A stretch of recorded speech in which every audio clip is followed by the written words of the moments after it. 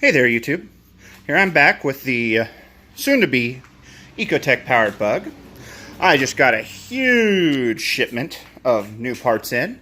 I've done a little bit of work off camera. I should probably have turned the camera on a little bit before this, but here we go. We have so I just want to give a shout out to RDM Ecotecs. I'll try to put a link in the description to their page.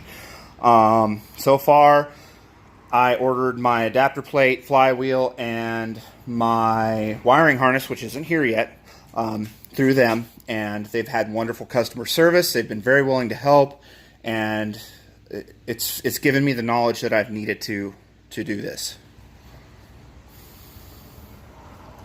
So,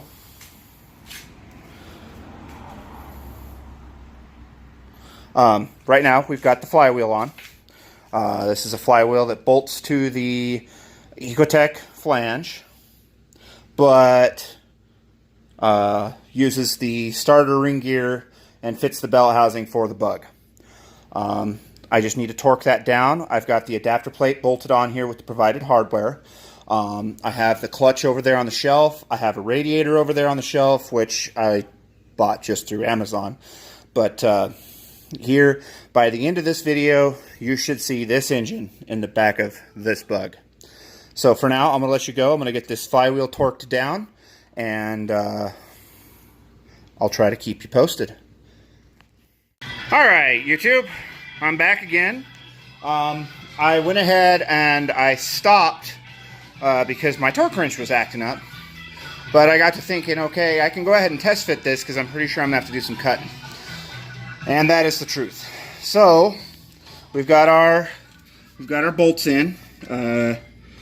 We are, as you can see, at least 1.5 inches off, but that's because the head is now touching the firewall on both sides. So I'm gonna make some marks with a Sharpie, and I'll be right back. All right, YouTube, I'm back again. Got the motor pulled back out. Went ahead and made a nice cut line here. You can see the blue cut line here. That is what I intend to remove from the firewall here. I realize that means the engine's going to stick about 1 inch into the passenger compartment, but apparently that can't be avoided at this point. At a future date, in the build, I plan to make some sort of hatch. I was thinking maybe I could use latches or even make something with self-tapping screws.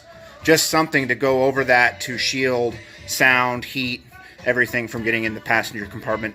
Hell, even exhaust gas, since the exhaust is going to be super short. So I'll keep up with you. I'll be back after I get this square cut out. We're back. Don't mind my kiddo over there. We've got the pressure plate, clutch, flywheel. Everything's used red Loctite. I don't normally use red Loctite, but it was in the service manual to use it that way, so I did. We're getting ready to pick this thing up and try to stab it in, hopefully permanently. And we have a giant hole cut in the firewall. So I haven't actually figured out what I'm going to do about making a hatch yet, but don't worry, that'll be coming. So let me try getting this thing stabbed in here, and I'll be back with you in a bit. Hey YouTube, I'm back. I'm about halfway through putting the engine in. I'm having a heck of a time getting it to slide that last,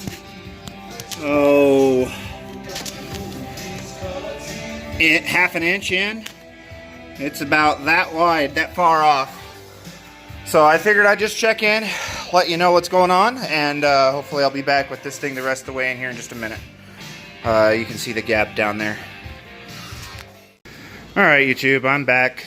I wish that I could say that the motor was fully installed and ready for a wiring harness, but I have someone coming to measure for my rear motor mount slash rear bumper. What I'm going to do is use the original bumper brackets, which are going to go right here like, that's the wrong side. Gonna go like that, and then I'm gonna have a pipe or you know, some steel tubing that'll come out of there, come around here up to here to hit this motor mount, and then go back down in through the, if I have to cut a hole in here, that's fine. But I have a welder coming tomorrow to measure for that, so I had to have the engine installed into where it's supposed to be by the end of today. So that it is, and it will turn over, which is kind of cool. But unfortunately, I will have to pull it back out. So, on that note, when I get a little bit further and I get that new clutch and I get the wiring harness, I'll be back with you. Here, I'll let you see a shot of the hole, which is actually kind of cool. I'm kind of digging it. So, thank you. If you're enjoying the content, give me a like, all that rot. I don't want to beg for stuff, but I do appreciate you guys very much following along with the build, and we'll see you again soon. Alright, this is Boyd from the future. I got a hold of RDM Ecotec. Once again, I cannot even thank them enough for how helpful and quickly responding they are. I got a hold of them, told them about the problem with the pressure plate, and he told me of a very simple solution, which maybe tomorrow I'll try to get to that and show you what the solution is to that. So thanks again for keeping up with everything, and we'll talk to you later.